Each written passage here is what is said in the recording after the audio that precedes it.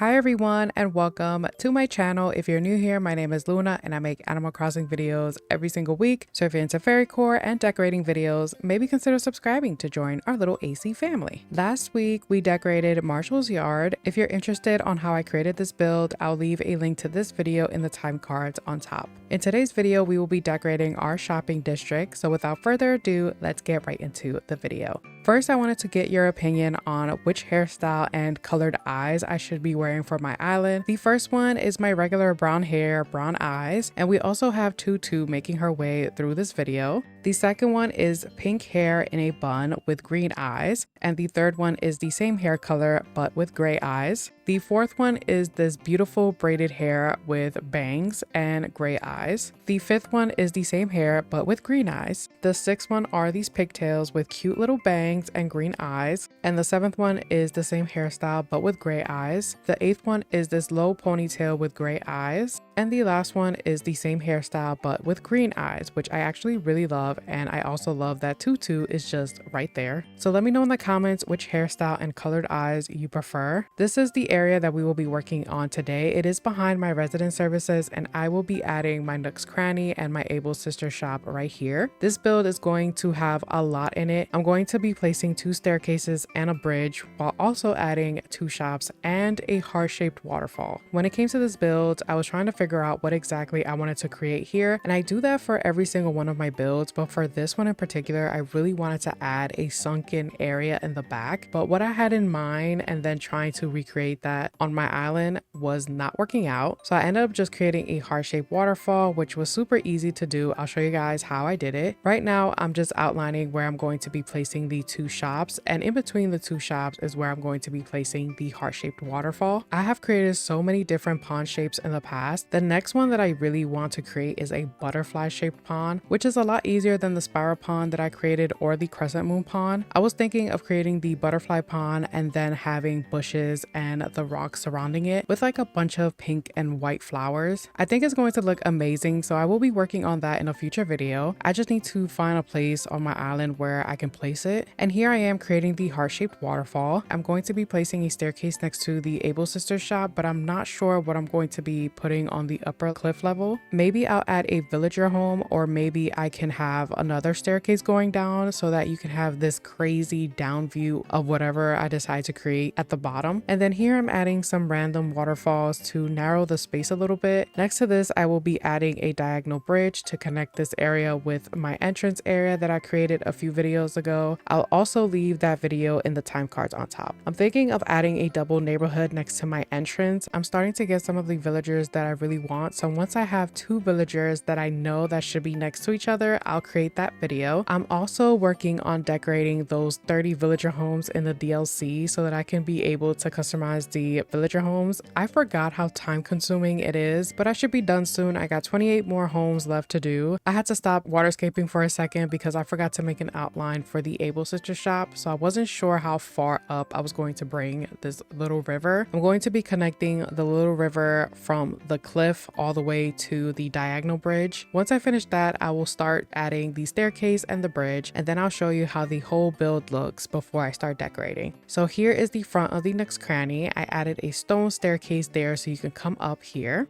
And here's how the heart-shaped waterfall looks. And here's the front of the Able Sister shop. I added the stone bridge and the staircase. So now I'm going to start decorating. This is always my favorite part because you really don't see how the build is going to look until you start decorating it. Sometimes you can outline an area and think, ew, I hate this. But trust me, when you start decorating, it really changes how the outline looks. If you have some good custom design codes, they can really change the build. I'm starting to work on my list of design codes. I keep going back and forth on some of the designs that I found, but all of the designs that I used for this video will be listed in the description below. For the Nook's Cranny, I was thinking of keeping the front of it kind of open but have some cute items on the side. I had an idea to create a pathway next to the shop, and then later on I'm going to connect it with another part of my island. I don't know what I'm going to put behind here, but I thought it would look super cool to have a secret little pathway going on here. I'm also trying to create things that I haven't created before. I do want to create a lot of sunken areas. I feel like sunken areas and waterfalls really make the island look really elegant, especially if we start adding all of the cute items and the ruined DIY items. So I might create a sunken area back here, but I'm going to play around with it to see, because sometimes when I have an idea and I try to build it, it just doesn't turn out so well. I think for this next build, there's 3 things that I have in mind that I can create. I can create the double neighborhood, the museum entrance, or the secret beach. I have to check to see which one I can do, because right now I'm just trying to connect my entrance build with my resident services so that I can start working outwards. When I try to work on an area that's on a different part of my island and then trying to connect that area with everything else is such a pain, because then I have this huge gap that I have to fill, and sometimes I just don't know what to do. It takes me so long to try to figure it out, so I'd rather work on each piece little by little and then get to the area, if that makes any sense. So yeah, those are some of the struggles that I go through when I'm building. Also, I wanted to give you guys an update on my villagers. So far I have Marshall, Tutu, Peanut, Scoot, and Chelsea on my island. Now I only have 5 more villagers to get rid of. I was looking through the villager list and I saw Celia, and I thought she was so cute, and she's white with this green little stripe, so I thought she was very fitting for this island. So I'm going to get her, but after her I only have 4 more villagers left to fill in. So if you have any suggestions, let me know in the comments. I'm looking for white, pink, and green villagers. I'm open to all of the villagers, even the unpopular and ugly ones. All of the villagers need love,